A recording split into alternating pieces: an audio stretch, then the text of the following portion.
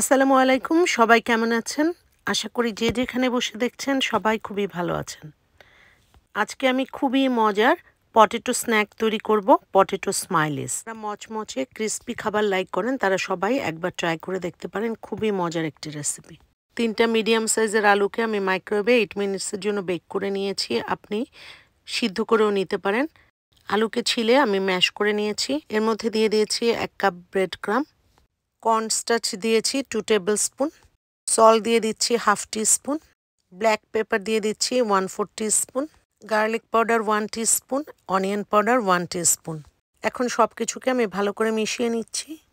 এটাকে আমি এখন একটা ডো বানিয়ে নিব। এই ডো দিয়ে আমি এখন একটা রুটির মতো বেলে নিচ্ছি।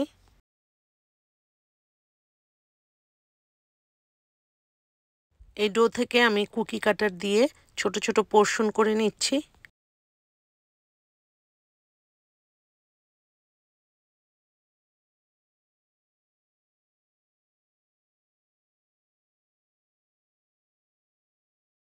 এখন প্রত্যেকটা পোর্শনকে আমি স্মাইলি শেপ দিয়ে নিব। আপনি আপনার পছন্দ মতো যে কোনো শেপ করতে পারেন।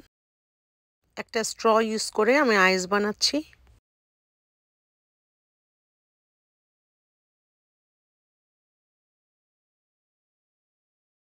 একটা নাইফ দিয়ে আমি লিপের শেপ করে নিচ্ছি।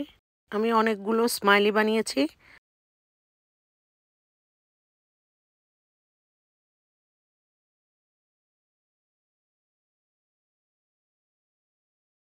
সব স্মাইলিগুলো আমি বানিয়ে নিয়েছি।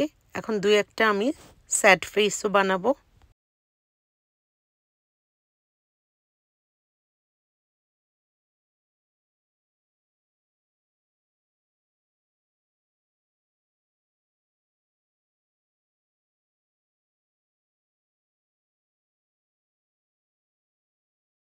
সবগুলো পটেটো স্ন্যাক আমার তৈরি হয়ে গেছে। এখন আমি এগুলোকে ভেজে নিব।